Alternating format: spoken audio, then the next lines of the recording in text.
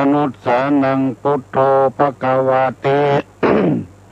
สวากขาโตภควตาธัมโมสันติติโกอากาลิโกเอหิปัสสิโกโอปนะยิโกปัจจตังเวทิตาโพวินโยหิเตโสปฏิปันโนภควโตสาวกสังโฆอุจุปฏิปันโนภควโตสาวกสังโฆญาญาปฏิปันโนภควโตสาวกสังโฆสามิจิปฏิปันโนภควโตสาวกสังโฆญาติตังจัตตาริปุริสายุคานิอัฏฐาปุริสาปุคลาเอสะภควโตสาวกสังโฆอาหุไนโยปาหุไนโยทักขิไนโยอัญจลิกาลนิโยอนุตตะลัง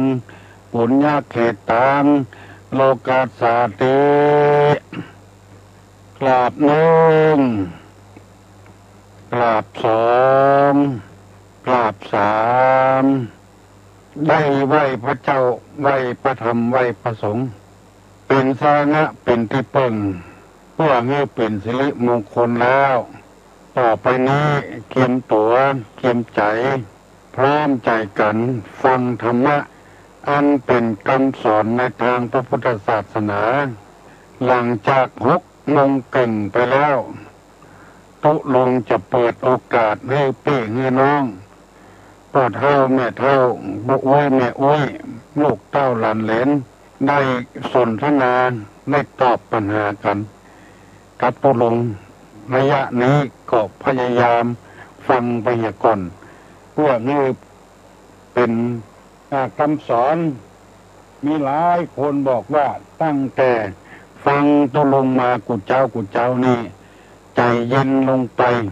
แล้วก็ม่วนใจตอยครอบครัวก็เย็นลงไปถ้าทำอย่างใดอย่างนี้ตลอดไปก็ดีแล้วคนเรานี่มันบ่มีอย่างแล้วครอบครัวเดียวกันผัวเมียกันลูกเต้ากับพ่อกับแม่พ่อเมียแม่พ่อผัวแม่ผัวไปหน้างอคอหักใส่กันมันมีความสุขพยายามวันนี้บ่มีเหตุการณ์อย่างเกิดขึ้นในบ้านในช่องของเรามันก็แล้วไปวันละวันฟูกมาแถมตื่นมาแถมก็ต่างคนต่างเงียบเวียกเงียบการของไปของมันมหาเหตุมหาเรื่องผัวมหาเรื่องใส่เมียมหาเรื่องใส่ผัวครูบาอาจารย์มหาเรื่องใส่ลูกศิษย์ลูกหาต่างคนต่างมหาเรื่องหาราวก็ใส่กันมันก็มีความโศกมาเป็นวันทางพระพุทธศาสนานี่สอนให้คนมีความสุขบ่ให้มีความทุกข์พยายามแปลงอกแปลงใจเข้าหากันไม่ว่าจะเป็นภัยก็ตามแปลงอกแปลงใจเข้ากันอู้กันลงส่งกันปองเขาเคยอู้บ่ม่วนใส่เมียอู้บ่ม่วนใส่ผัวก็แปลงอกแปลงใจมันบังคับได้จิตใจเขานี่คนอื่นบังคับบ่ได้วันนี้จะเอากรรมบะเกาสุภาษิตมาเล่าให้พี่น้องทั้งหลายฟังถ้ามาแปลเป็นคำสอนแล้วก็จัดดีจัดม่วนโบราณเป็นว่าไม้อ่อนบ่ฮ้อนหักคนวักงูอ่อนย่อมอ่อนน้อมไม้อ่อนบ่ฮ้อนหักคนวักย่อมอ่อนน้อมหมายความว่าอย่างไรลมพัดตะวานี่กิ่งไม้แข็งๆนี่หักพูดลงไม้อ่อนๆอย่างใบคานี่มันลู่ไปตามลมมาหักสักใบอันนี้เป็นคำสอนเพราะว่าคนเราเนี่ยถ้าคนฉลาดย่อมอ่อนน้อมถ่อมตนคนบ่ฉลาดนี่คนบ่ฉลาดคือคนจะใดก็เป็นแบบคนเดียวย่อมอดตดบ่ถ่อมตดเอาตัวดีตลอดเวลาบ่อ่อนเอ็นบ่ผ่อนท่านสาธุชนทั้งหลายเหตุการณ์ตั้งวันนี้เราจะหันเป็นตัวอย่างได้ดีที่สุด เพราะว่าไม้บ่อ่อนวันข้างหน้าจะเป็นจะได้บ่ฮู้ถ้าอ่อนโยนอ่อนตนไปตามนั้นไผว่าก็บ่ฟังมันจะหักจะก้นวันใดวันหนึ่งถ้าอ่อนโยนไปตามกันอย่างป่านนี้ก็ยุติเรื่องราวแล้ว เอาคนไปเสียเวลาหิหาก้าขายพ่อค้าแม่ขายก็เดือดร้อนบัดได้ขายเข้าขายของต้องปิดตลาดปิดโรงงานต้องปิดการประกอบอาชีพเสี่ยงไปเป็น2 วัน 3 วันเสียเวลาเสียการเสียงานคนเราอยู่กับกันบอกว่าจะเป็นลูกศิษย์ลูกหาจะเป็นลูกของพ่อของแม่เป็นเมียของผัวของเมียเป็นลูกจ้างนายจ้างอ่อนโยนปนปนให้กันบ้องจะไปเอาลักเกณฑ์เป็นเกณฑ์มันจะหักกังคันมันจะเดือดร้อนโบราณเป็นว่าไม้อ่อนบ่ฮอนหักคนลวกย่อมทอมตนคนที่บรรลวกมีอวดตัวอู้กำใดก็เป็นกรรมของเปิ้นในพุทธประเสียงเปิ้นนี่บ่มีความหมายซากจังตัวเองนี่ดีหมดเด่นหมดผัวกระด้างกระเดืองต่อเมียกระด้างกระเดืองต่อผัวพี่น้องวงศาคณาญาติพระสงฆ์พระเจ้าว่ายากสอนยากประพฤติผิดศีลผิดธรรมผิดจารีตประเพณีวัฒนธรรมกฎมหาเถรสมาคมชาวบ้านชาวเมืองผิดกฎหมายตั้งวันนี้กฎหมายออกมาเปลี่ยนแปลงตลอดเวลาก็เพราะว่าคนกระด้างกระเดือง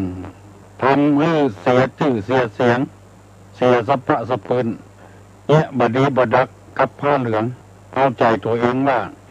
บดีบดักกับกฎหมายบ้านกฎหมายเมืองไม้เป็นต้นอยู่ในแพร่ในป่าพ่อเฮาก็บ่ได้ปลูกแม่เฮาก็บ่ได้ปลูกไว้น้ำก็บ่ได้หดปุ๋ยก็บ่ได้ใส่ให้เพิ่นไปลักตัดของเพิ่นหมดไปเป็นลงเพราะว่าไม้แข็งกระด้างกระเดืองต่อกฎหมายบ้านกฎหมายเมืองกรรมนี้เพิ่นแปลงออกมาเพื่อจะให้คนเฮาได้เป็นคนอ่อนโยนผ่อนปลนด้วยกันฟังกรรมกันจะไปแข่งกระด้างกระเดืองตีตุลงนำมาอู้นี้บ่ได้ว่าไผคนใดคนหนึ่งจะไปเข้าใจผิดนำมาเสนอให้ฟังเพื่อชุมชนเราจะได้เข้มแข็งขึ้นฟังกรรมกันขึ้นเป็นชาวบ้านชาวจองราษฎรธรรมดาก็ฟังกรรมแก่กรรมแคว้นกรรมใดที่มันบดีบดักชาวบ้านชาวเมืองบอกแก่แคว้นก็อ่อนน้อมทำตนวัยของคนนี่มันมีหลายอย่างอาวุโสของคนมีหลายอย่าง1วัยวุฒโธ2ชาติวุฒโธ3คุณวุฒโธ1เจริญโดยวัยอายุนัก2มีคุณสมบัตินักมีศีลมีธรรมนักได้เป็นใหญ่เป็นโตมีคุณสมบัติแล้วก็อันที่3ชาติวุฒโธเกิดในตระกูลสูง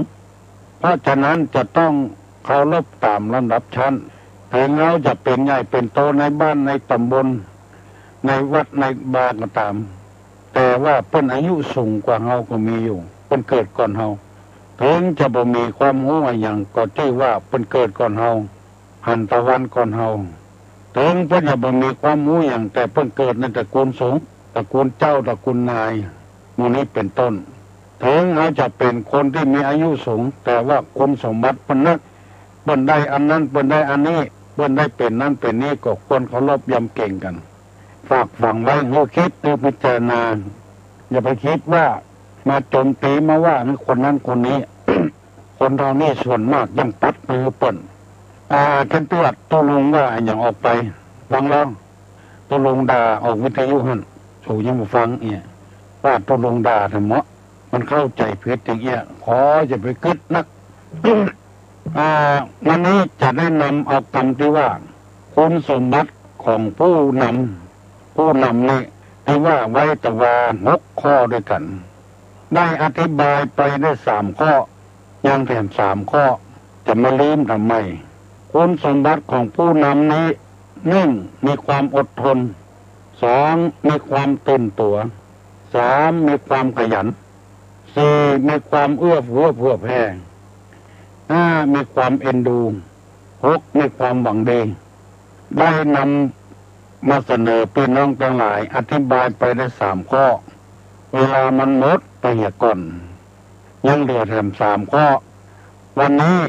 จำตัวดีๆนะออกอากาศสดนะมาใจหวานอัดเทปอัดซีดีอย่างมาอัดบาได้อัดหรือว่าออกอากาศสดๆมันเป็นบุญอย่างหนึ่งที่เรียกว่าธรรมทาน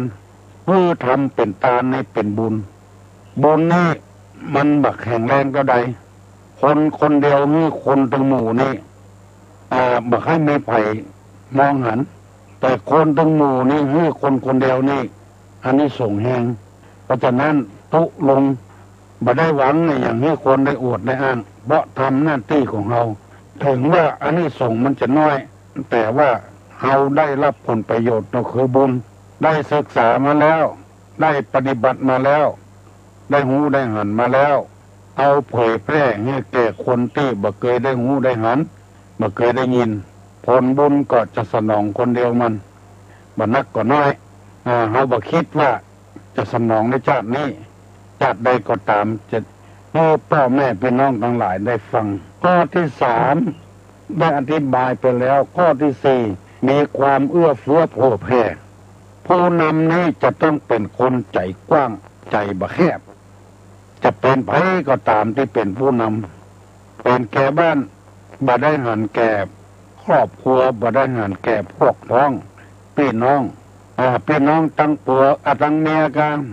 อย่างการหมู่นี้เป็นต้นครอบครัวเดียวกันต้องเอื้อเฟื้อเผื่อแผ่ฮักเมื่อเสมอกันฮักครอบครัวเท่าใดฮักลูกฮักเมียเท่าใดฮักชาวบ้านเท่าอันเป็นตัวเจ้าก็ไม่ใช่ว่าขึ้นเฮือนหลังนั้น2 หลัง 3 หลังต้องเอื้อเฟื้อเผื่อแผ่ทั่วหมดเขตของศรัทธาของวัดไผ่วัดมันอันนี้ที่ว่าผู้นำที่ดีบางตัวนี้ขึ้นเฮือนหมอนั้นไปจะล็อกแล้วคนอื่นก็มองคนนี่มันถึงมองกันหลวง มองมันใช่มองดีนะมองที่หายนะเพราะฉะนั้นหัวหน้านี่ต้องเป็นคนที่จะเป็นครูบาอาจารย์ก็ตามฮักนักเรียนเต้าเดียวกันเป็นหมอเป็นพยาบาลก็ฮักคนไข้เต้าเดียวกันเป็นตู้หลวงตุกเจ้าอาวาสก็ฮักชาวบ้านเต้าเดียวกันเป็นหัวหน้าคนงานฮักลูกน้องเต้าเดียวกันเพื่อเผื่อแผ่ฮื้อก็ฮื้อเหมือนกันหมดถ้าบ่ฮื้อก็บ่ฮื้อสักคนฮื้อหมอหนึ่งยังหมอหนึ่งมันคนน่ะไปแจ้งเหมือนกับอย่างอื่นสิ่งสารสัตว์มันพอแล้วมันเก็บใส่ใจไว้มันแค้นใจมันน้อยใจมันหาโอกาสลองมาไปสังเกตพอคนซื้อครัวนะซื้อเสื้อก็ดีซื้อกางเกงก็ดีซื้อผ้าห่มก็ดีเลือกย้อนเป็นไปเป็นมาเลือกสีเลือกในอย่างงามก็บ่งามเปิงใจก็บ่เปิงใจกันเปิ้นขายบ่เจ้าว่าเก็บและจังเอาใส่ถุงเซี่ยวๆรับมาได้ต้องพอให้ก่อนพอปิ้นไปปิ้นมาให้ก่อนพอที่มันบดีนะที่เป็นหูกาที่มันจำกาเป็นบะเต้าบะแตงอันนี้เดียวกันนะกินส้มเปิ้นห่อไว้ก็ยังกำมาแยงอยู่ยังเตะของเปิ้นนำอยู่มาโถเน่าเอิบเนี่ยมาโถเน่าเอิบไม่ใช่เป็นห่อเป็นมันจะตายยังเตะของเปิ้นอยู่หันว่ามันนักแต่มันน้อยกันเพราะฉะนั้นการทำมือคนเนี่ยมือได้เสมอกันในฐานะที่เขาเป็นหัวหน้าคนเป็นพ่อของคนเป็นแม่ของคนฮักลูกก็ฮักเท่าเดียวกันถ้าฮักบัดเท่าเดียวกันก็เดือดร้อนดังที่ตุลงกอยอุ้งฟังมีครอบครัวหนึ่งมีลูก2 คนปัจจัยทั้ง2พ่อกับแม่นี่บ่เอื้อเฟื้อเผื่อแผ่บ่เท่ากันฮักน้องเหลืออ้ายละอ่อนอายุ3 ขวบ 4 ขวบถ้าน้องให้พ่อกับแม่ไผ่กันก่อนก็เอาอ้ายบุญก่อนเตื้อก็เป็นความผิดอยู่ที่น้องแต่เขียนอ้ายอาหารการกินเหมือนกันแบ่งบ่เท่าเดียวกันเอาน้องนักกว่าอ้ายได้กินนักละกินมาเมินละน้องบ่ได้กินผ้าครัวก็เหมือนกันเนี่ยอย่างเงี้ยเมินเข้าละอ่อนอายุ3-4 ขวบนึกใจละแค้นกับพ่อกับแม่เนี่ยจะได้เอื้อเฟื้อเผื่อแผ่บ่เท่ากันเมื่อดูแต่ก่อนนี้มีกระเฮาคนเดียวดูตั้งกินดูตั้งใจผ้าผ่อนต้นสบายของเล่นในอย่างพ่อแม่ก็ซื้อเมื่อเดือนนี้ซื้อกันน้องคิดจะฆ่าน้องล่ะเนี่ยหาเวลาหาโอกาสวันหนึ่งแม่มันนอนรับเมื่อวันงานลักเอายาพิษชนิดหนึ่งไปทาที่น้องมันจังดูดนะเนี่ยน้องจังดูดนะจะว่าไปก็มันเติกกับเป็นตัวเจ้าเนี่ยมันน้องมันจังดูดของแม่มันนะอันนั้นทาไว้แล้วแม่มันก็มาอาบน้ำแล้วกำว่าเข้าไปนอนเมื่อคืนน่ะจะเห็นน้องมันดูดยาพิษตื่นขึ้นมาเมื่อเช้าปรากฏว่าพ่อมันตายไปก่อน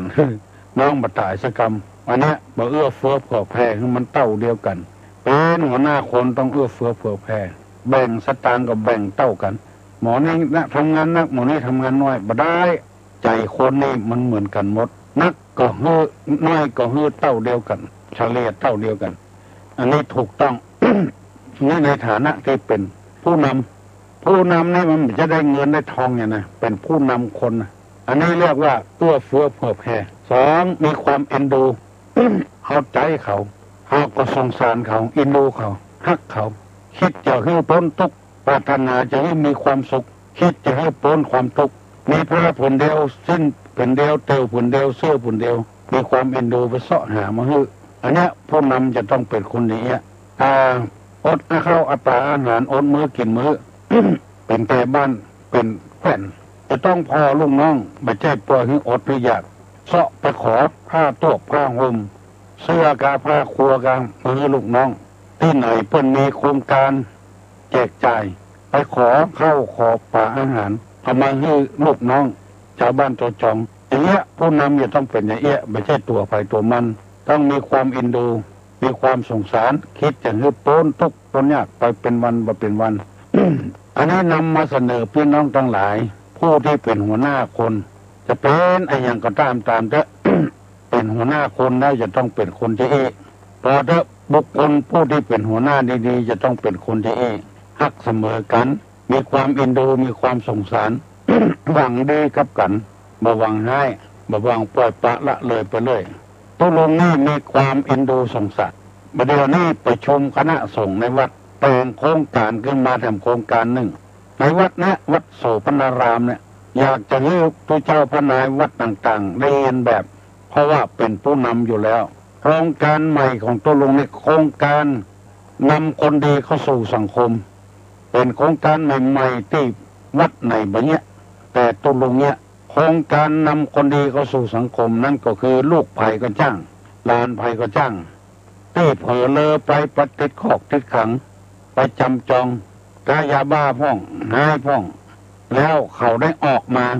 วันใดไปถามพ่อถามแม่เขาจะบอกวันนั้นเวลานั้นจะปลาพระสงฆ์ในวัดนี่นะแต่งเครื่องสืบชะตาเขาออกมาพดน้ำสะเดาะข้อเขาแล้วเอามาสืบชะตาให้เขาออกตอนบ่ายก็สืบชะตาตอนบ่ายออกตอนเช้าก็สืบชะตาตอนเช้าพดน้ำพดเคาะพดภัยให้ก่อนมาเดี๋ยวนี้ได้หลายคนนะต่างวัดได้ทำเนี่ยผู้นำจะว่าเป็นคนดีก็ไม่ใช่จะว่าอวดตัวทำเหมาะจะต้องมีความเอ็นดูสงสารเอื้อเฟื้อเผื่อแผ่ไม่ใช่ว่าลูกภัยกระจ้างลานภัยกระจ้างแต่เอาไม่ใช่จำเขาไปถูกคอกถูกขังไม่ใช่ถ้าเอาจ้อยกันเนี้ยอย่างเงี้ยคนดีจะเข้าสู่สังคมนักน้องบัตราบาปเมื่อเขายังคบหาสมาคมกับกันอยู่เอื้อเฟื้อเผื่อแผ่กับกันอยู่และมีความเอ็นดูสงสารกันอยู่ที่ตุลงว่ามันนี้บ่ได้มีเจตนาที่จะอวดตัวนะ ขอเอาสิ่งศักดิ์สิทธิ์เป็นพยานคือนำมาเสนอคือหมู่บ้านที่เป็นกำนันผู้ใหญ่บ้านคือเจ้าอาวาสที่เป็นตู้หลวงก็ดีเจ้าสำนักก็ดีสละเวลาสละเงินทองเห็นไหมช่วยนำคนดีเข้าสู่สังคมได้แต่คนหมู่นี้เป็นต้นฝากฝังไว้เนอะอันนี้คืออันนั้นคือสมบัติของผู้นำข้อสุดท้ายมีความหวังดีจะไปหวังให้กับเขาอายังก็จ้างเด้อจังที่นำมาเสนอต่อว่าลูกคนจนจะยังมีโอกาสเป็นเศรษฐีได้ลูกคนชั่วยังมีโอกาสได้เป็นขุนนางอยู่กับพระเจ้าแผ่นดินได้ลูกคนเป็นโรคภัยไข้เจ็บนักก็ยังแข็งแรงกลับมาเป็นแชมป์โลกได้หมู่นี้เป็นต้นมันเอาอย่างแน่อย่างนอนมาได้กับธรรมชาติปัจจัยย้ำก็ฝนตกถึงเวลาฝนบ่ตกก็มีธรรมชาติมันเป็นไปอย่างนั้นของงูพี่น้องทั้งหลายอ่อนไปตามธรรมชาติคือหวังดีฝนตกลงมาน้ำท่วมก็ไปเนี่ยจะไรไม่ใช่ท่วมกับบ้านเฮาบ้านเดียว แถบที่บ้านเฮาหมดถึงท่วมหมดลมมาตัดกิ่งไม้ตกจากหลังคาบ้านเฮาก็หวังดีเนาะบัดใจว่า บ่ใช่ว่าจะตกกับบ้านเฮาบ้านเดียวบางบ้านในหลังคาปึบ่ตกบ่เสียงคือมีความหวังดีอยู่ตลอดเวลาถ้าเฮาหวังดีต่อเปิ้นเปิ้นก็หวังดีต่อเฮาถ้าเฮาหวังร้ายต่อเปิ้นเปิ้นก็หวังร้ายต่อเฮาที่เขาว่าอย่าไปมองคนในแง่ร้ายส่วนดีของเขาก็ยังมีอยู่พ้องหลวงพ่อพุทธทาสเปิ้นถึงว่าลงคือพอความดีของเขาพ้องถ้าไปพอกับความบดีอย่างเดียวนี่มันจะฮึดฮัดขึ้นมาอย่างบ้านเมืองบ่สงบเวลาเนี้ยก็เพราะว่าบ่มองความดีเปิ้นสักอย่างสปะสะเปิ้นเปิ้นทำไปเป็นพออันที่บดีอย่างเดียวมันก็เลยเหี่ยวตลอดบ่เดียวอันนี้เป็นต้นคนเฮาพอกันนี่คือพอความดีพอผัวก็คือพอความดีมันพ้องอยู่ด้วยกันได้พอเมียก็คือพอความดีของเมียพ้องมีหลายอย่างดูพอลูกก็พอความดีของเปิ้นพ้องพ่อแม่ก็พอความดีของเปิ้นพ้องพอไปเถอะถ้าเราไปมองกั้งแง่ร้ายอย่างเดียวบ่หวังดีกับใครสักคนเปิ้นก็อย่ามองเอาในแง่บดีบดักให้มีความหวังดีว่าตัวเจ้าอยู่วัดเป็นฉะนั้นความดีมันจะมีอยู่มันเฝ้าวัดนึงเฮาเพี้ยววัดนึงเฮากวาดวัดนึงเฮาเนี่ยไปพอกับความบดีอย่างเดียวหัวหน้าคนก็ต้องเป็นมีความหวังดีต่อลูกน้องต่อเพื่อนต่อฝูงเพื่อนมิตรแก้วสหายคำก็พอเหตุก่อนความดีมันยังมีอยู่หมู่นี้เป็นต้นนำมาเสนอพี่น้องลูกเต้าหลานเลนวงศาคณาญาติกุคนของพี่น้องทั้งหลายได้พยายามจดจำไว้เป็นสื่อกลางในธรรมะในทางพระพุทธศาสนาบอกว่าชาติใดบอกว่าภาษาใดบอกว่าลัทธิใดนิกายใดในพุทธศาสนามีเจตนามดเจตนาดีมดเข้าที่ไหนก็เข้าได้ที่นั่นบ่เลือกชั้นวรรณะในสมัยพุทธกาลนี้เพิ่นแบ่งวรรณะ4อย่าง1กษัตริย์2พราหมณ์3แพทย์4สูตรกษัตริย์นี่ก็ต้องแต่งงานกับกษัตริย์พราหมณ์ก็ต้องแต่งงานกับพราหมณ์บ่ไปแต่งงานกับคนอื่นถือเป็นวรรณะแล้วก็แพทย์ก็แต่งงานกับแพทย์มาคำว่าคนรับจ้างเนี่ยการคนคนขายนี่กาเกษตรนี่กาอันนี้เป็นวรรณะของแพทย์สมชูอยู่กับกันวรรณะของแพทย์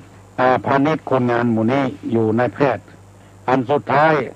เรียกว่าสูตรคือชั้นต่ำเป็นขี้ข้าเปิ้นเป็นคนใจของเปิ้นหมู่นี้เป็นต้นเปิ้นเลี้ยงบ่ได้รับจ้างรับแจ้งบ่ได้เงินได้ทองทุนแล้วแต่เปิ้นจะฮื้ออันนี้เป็นเพศสูตรพอพระพุทธเจ้าได้ตรัสรู้มาพอว่าโอ้คนเหล่านี้มันเลือกได้เกิดบ่ได้ก็เลยพยายามลบเอากษัตริย์ตามแผนสูตรนี้ออกเนี่ยคนที่ได้ปฏิบัติตามคำสอนก็มีสิทธิเสรีภาพขึ้นมาอันนี้ศาสนาพุทธก็ต้องเป็นอย่างเงี้ยไม่ใช่ให้มันเป็นไปตามนั้นบางทีบุญกรรมอย่างที่เขาได้สร้างกันมาเนี่ยขนาดที่ว่ากษัตริย์ไปแต่งงานกับสูตรลูกเกิดออกมาต้องต่ำระสูตรก่อนเป็นคนจันทานไปอย่างนี้เป็นต้นอันนี้ขอฝากฝังไว้กับพี่น้องลูกเต้าหลานเลนตั้งหลายฟังมาเดี๋ยวนี้ขออนุญาตประกาศหน่วยอบรมประชาชนประจำตำบลดอนแก้วนี่ท่านพระอธิการอินสมเป็นประธานอยู่จะได้ทำการตามหน้าที่คือเมื่อกลางพรรษาก็ปาศรัทธาไปเทศธรรมตามวัดตามวาต่างๆเมื่อออกพรรษาแล้วก็ไปเข้ากรรมอยู่ตามไปเหี่ยวประจาอันนี้เรียกว่าหน่วยอบรมประชาชนประจำตำบลและออกแรงมาโรงเรียนเป็ดก็นำเอาละอ่อนเข้ามาบวชทำศึกษาเราเรียนพระธรรมวินัยจะคล้ายๆกับว่าแก้ข้อกล่าวหาที่คนว่าละอ่อนประเดียวบักเคยหูศีลหูธรรมบักเขาวัดกวาทางวัดทางวาเขาก็ออกอย่างเงี้ยออกมาเป็น30 ปีแล้วเนี่ยที่ว่าคนเดียวฮื้อคนหลายนี่มันมีพลังน้อยกำลังน้อยคนบ่พอไปพอเอาตู้เจ้าที่ขี้ค้านปุ่นตู้เจ้าให้ปุ่นให้ยังบ่พอลงหนังสือพิมพ์ลงกระแถมเอาตู้เจ้าดีๆที่ทำการทำงานเพื่อปวงชนนี่บ่ได้เอาลงก็เอาลงหน้ากลางปุ่นที่ไผ่บ่พอบ่ควายปุ่นหมู่เนี้ยก็อดเอาทนเอาเพราะพระพุทธเจ้าก่อนจะเสด็จรับขันปรินิพพานพระนนท์ทูลถามว่าถ้าพระพุทธเจ้านิพพานไปแล้วจะเอาไผ่แทนพระพุทธเจ้าพระพุทธเจ้าตอบว่าอานนท์ไผ่จะมาเป็นตัวแทนพระพุทธเจ้านี่บ่ได้ มีพระธรรมกับพระวินัยที่เราได้เทศไว้แล้วอันนั้นเป็นตัวแทนของเราผู้ที่จะสืบทอดนั่นก็คือ4 คนพี่น้อง1ภิกษุมีศีล227 ข้อ2สุนีตุเจ้าไม่ยิงมีศีล311 ข้อฟังไม่เห็นเนอะบางคนบ่เคยได้ยินว่าภิกษุณีมีศีลเท่าใดตุลงนำมาเสนอนะ311 ข้อแล้วก็อุบาสกสุดแล้วแต่ใครจะอธิษฐานศีล5ก็ได้ศีล8ก็ได้อุบาสิกาคือไม่ออกศีล5ก็ได้ศีล8ก็ได้สุดแล้วแต่จะอธิษฐานเอาปานาอธินากาเมมุสาสุราอันนี้ศีล5แล้วศีล8นี่เพิ่มเป็น3 ข้อ1ตั้งแต่ตะวันเที่ยงแล้วไปบ่กินข้าวละกินกับน้ำ2บาปไปพอไปกวยอีกเกการลำวงการมวยกันอันนี้ก็ถือไว้บ่พ่อบ่กวยอย่างข้อที่3บาเอาน้ำอบน้ำหอมเอาแป้งเอาลิปสติกมาใส่ปากบัดแต่งตัวให้ชุดฉาดและอันหนึ่งห้อยต่ำก็คือบาอยู่ที่สูงมีความเคารพยำเกรงมีความอ่อนน้อมเพิ่มถึง3 ข้อเนี้ยไผเนี่ยได้ก็ถือศีล8ได้เท่าใดก็ดีเท่าอันวันศีลเตื้อนึ่งก็ได้ดีเพราะว่าเรากำลังกำลังหาอยู่ไปนุ่งสิ้นปลดเสื้อปลดไปขายครัวไผก็บ่เคยซื้ออันนี้ฝังไว้กับพ่อแม่พี่น้องทั้งหลายประเดี๋ยวนี้6:40 แล้วเนอะไผยังบ่ลุกก็ลุกกันเนอะลุกเนอะลุกออกแต่นอนฝนตกเนอะแต่คืนนี้นะฟ้าห้องฟ้าผ่ากวาดขี้เหงื่อเนอะลุกกวาดขี้เหงื่อขี้กงอย่างจะถามว่าไข่1 ฟองต้มสุกภายใน5 นาทีไข่1 แกนนะต้มสุกภายใน5 นาทีแล้วจะถามว่าถ้าต้องการต้มไข่ให้สุก5 แกนจะต้องใช้เวลานานกี่นาทีถึงมันจะสุกอันนี้ตัวลุงถามเนี่ยไข่1 แกนต้มสุกภายใน5 นาทีถ้า5 แกนนี้จะต้มสุกภายในกี่นาทีไปตอบได้ตอบมาเนอะฮัลโหลเจ้าไอ้สาเจ้าพิสมัยตื่นมาพอดีตื่นพอดีเป็นฟังงานอาจารย์ติด3 ที่ 2 ป่ายแล้วก็2 ป่ายที่ 4เป็นรับต่อตื่นฟังตื่นแหบต่อปามเดือนนี้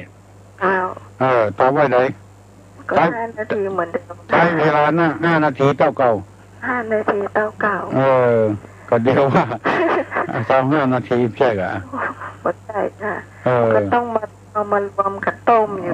แม่นน่ะถูกต้องเนอะยินดีเนอะคำถามต่อฮะแล้วมีคำถามต่อค่ะถามไม่ได้ถามว่าเรือทุกลำเนี่ยเข้าฝั่งได้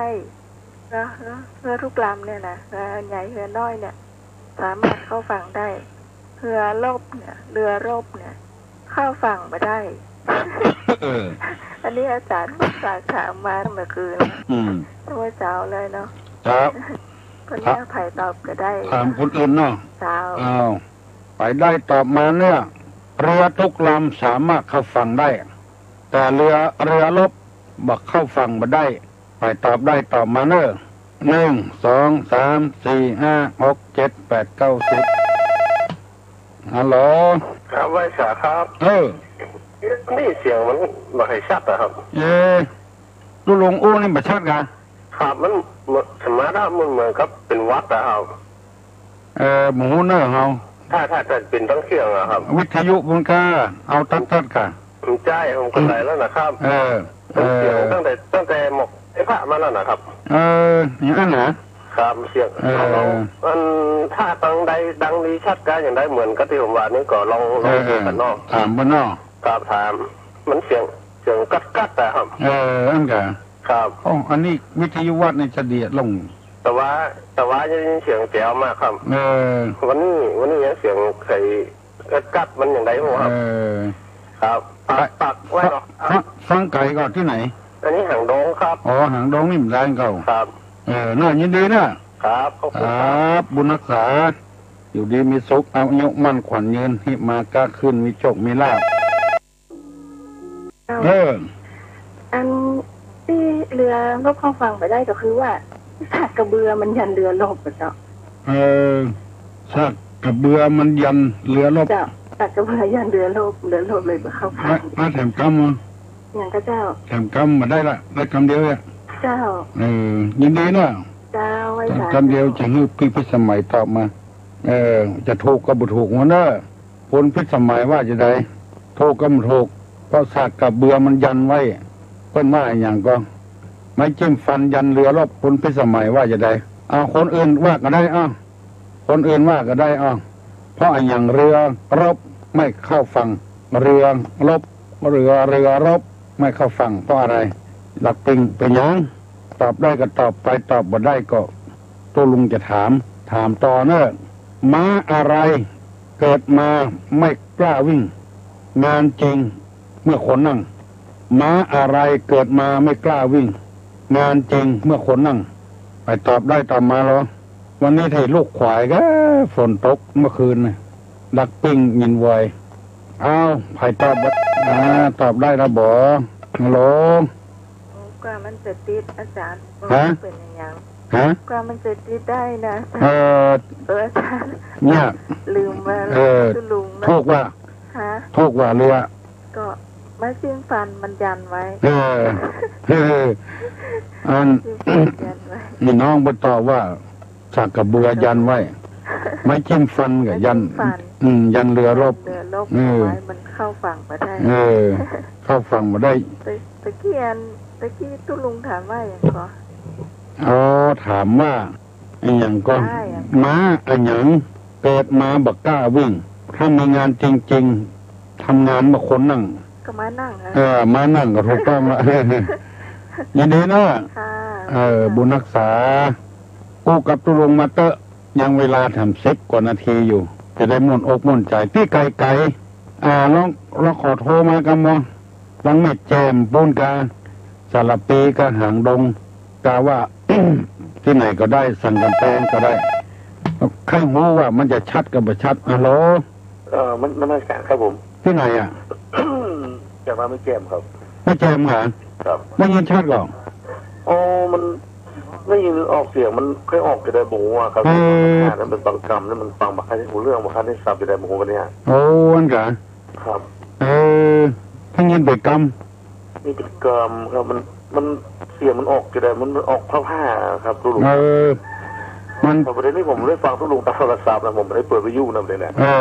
ทั้งโทรศัพท์กันครับวิทยุไม่ได้ยินนี่ครับผมเสียงทุลุงกับก้อยไงถ้าอยากที่เปิ้นถ่ายทอดมันเนาะเปิ้นถ่ายทอดมันบัดตัดกับบัดชัดดูที่ใกล้ๆนะชัดได้ยินกูคนที่ฮับสถานีได้ไงครับผมที่เปิ้นถ่ายทอดปุ่นถ้าจะเป็นอย่างใดอย่างหนึ่งก็เนาะครับสงสัยให้เป็นที่เครือข่ายตัวนะยินดีเนอะครับบุญรักษาอยู่ดีมีสุขอายุมั่นขวัญยืนเนอะมีหนวดรุ่มล่ามน้ำดำอยู่ในทะเลอะไรมีหนวดลุ่มล่ำพ่นน้ำอยู่ในทะเลฮัลโหลเจ้ากรรมนมัสการเจ้าตุลุงมันเสียงมันแบบค่อยชัดเจ้า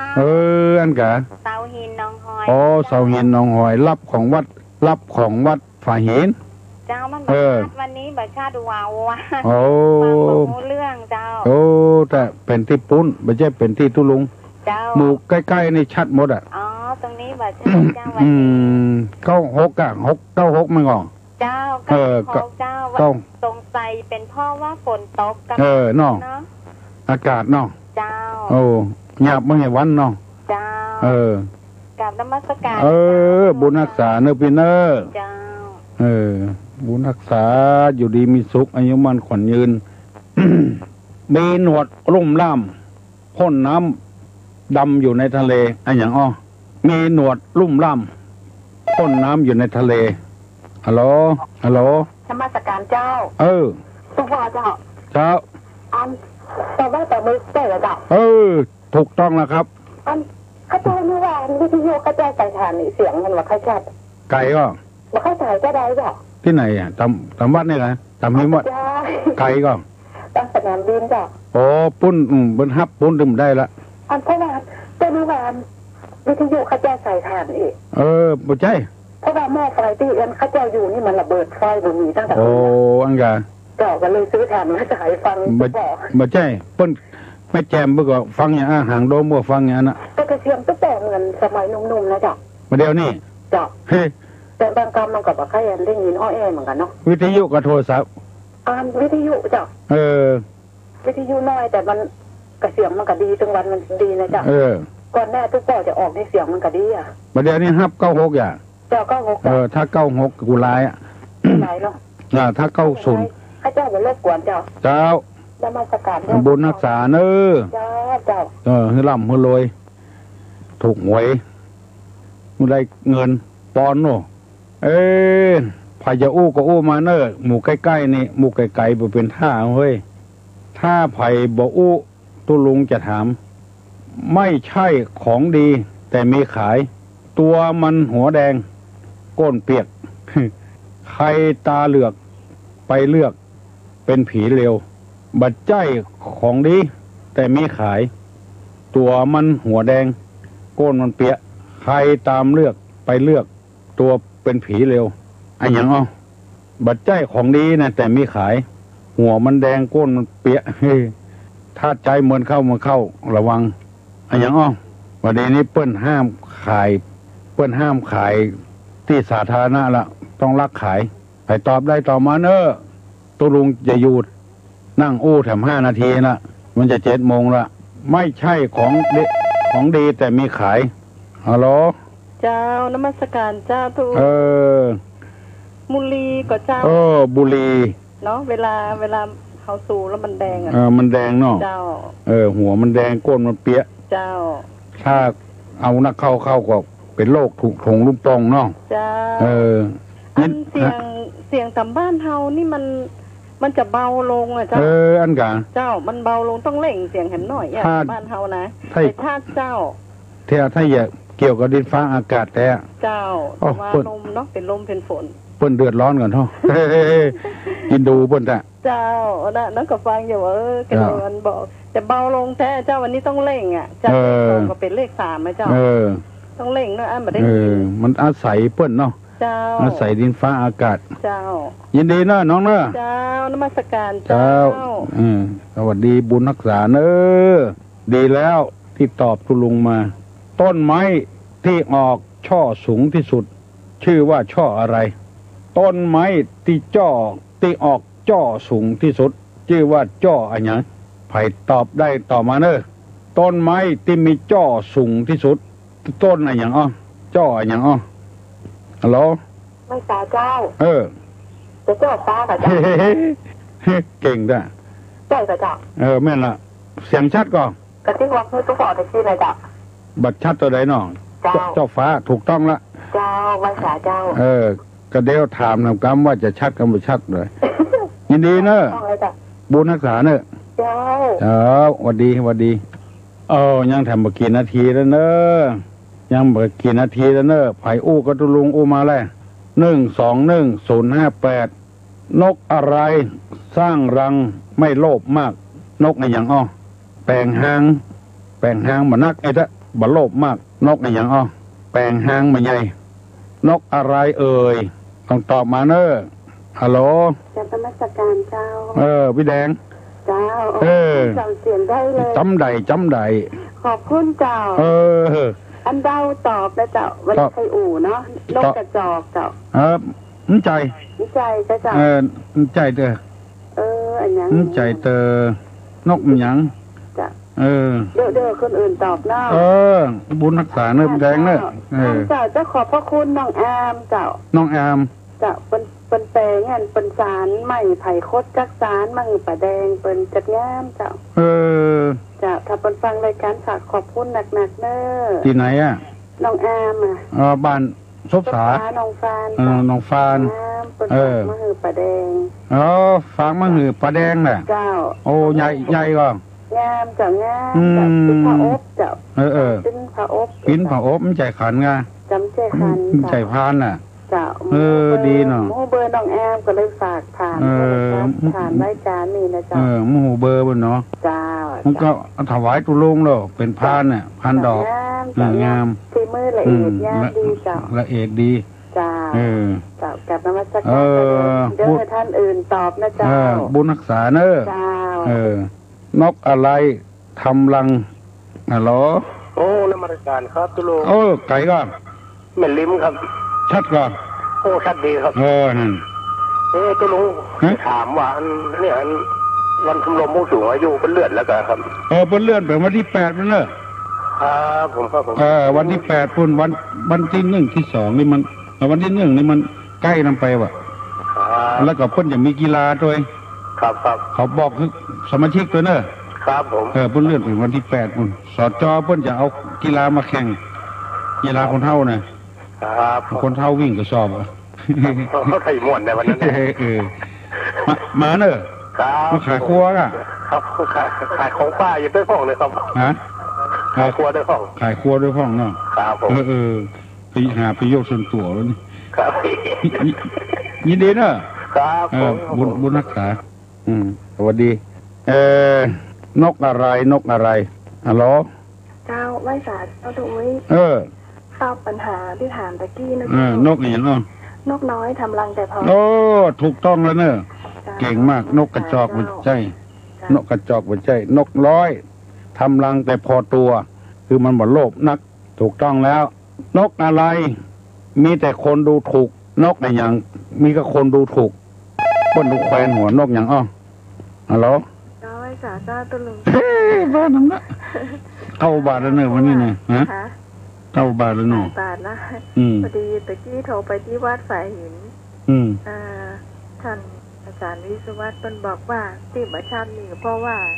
เสาอากาศมันเคลื่อนไปนั่นตอนนี้ชัดแล้วค่ะตอนนี้ต้องมาฟังที่96นี่ชัดเจนมาก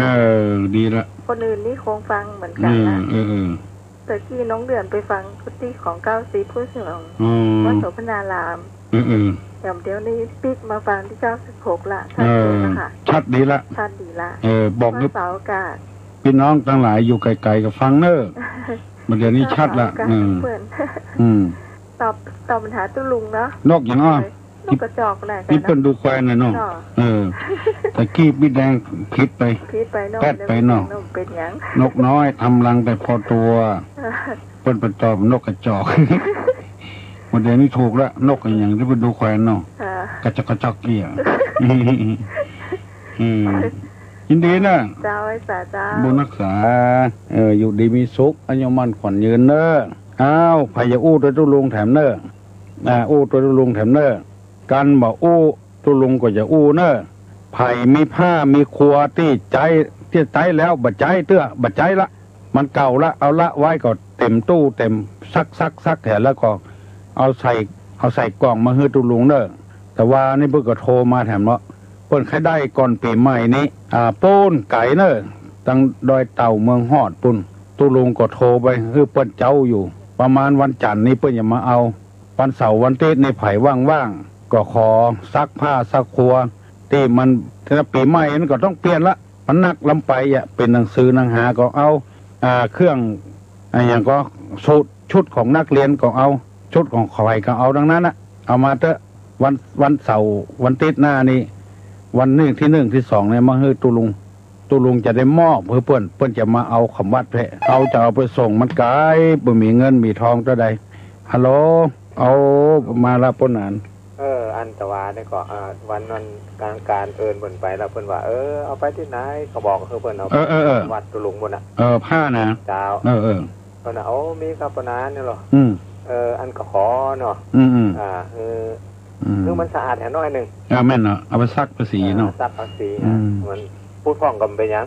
พูดพ้องกันไปเนาะถ้าหากมันพูดตำเก้าแห่เก้าเฮ่อตำมันคอยตำอย่างมันเป็นธรรมดาธรรมดาเนาะถ้าหากว่าอันมีเวลาว่างก่อนสอยให้คนเห็นน้อยนึงก็บอกคนไปละว่าโอ้นี่ละจะเอาไปที่วัดโสพนารามเนาะเพิ่นก็คงจะเอาไปเนาะครับเพิ่นจะต้องการเอาก่อนปีใหม่ล่ะแม่นเนาะแค่ใส่ปีใหม่ก็อย่าไปแจก คือเจ้าบ้านตัวจอง ครับดีละมีสาขาเดี๋ยวผมมันจะไปที่สถานีบ่าย 3เนี่ยเดี๋ยวจะขอเป็นทำกรรมหนึ่งวันพัดเนาะจ้าบ่าย 2บ่าย 3 โมงบ่าย 3 โมง 4 โมงเนาะจ้าถ้ามีเวลาว่างตอนนั้นตุลุงจะเปิดฟังเข้า6นี่อย่างจ้าFM น่ะเนาะจ้าFM 96ทีละขอบพระนานช่วยประชาสัมพันธ์ให้ตุลุงพ่อโอ้ยินดีแต่จะได้ช่วยเหลือเพื่อนเนาะเฮาบ่ไปหันมาได้ถ้าไปหันทุกอกทุกใจแต่ซักเถียรีดเถีย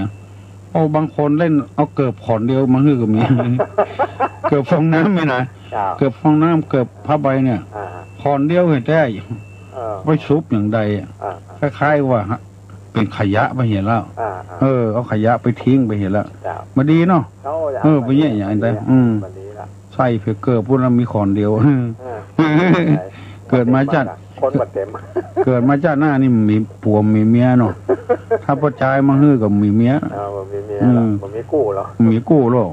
ถ้าเป็นไม่ยิงกับมีผัวเป็นสาวเท่าฝนตกยังแค่น้อยเนาะเย็นมาหน่อยจุ่มเย็นน้อยหนึ่งคนเป็นพญาอย่างตู้ลุงนี่มันคดีห้ย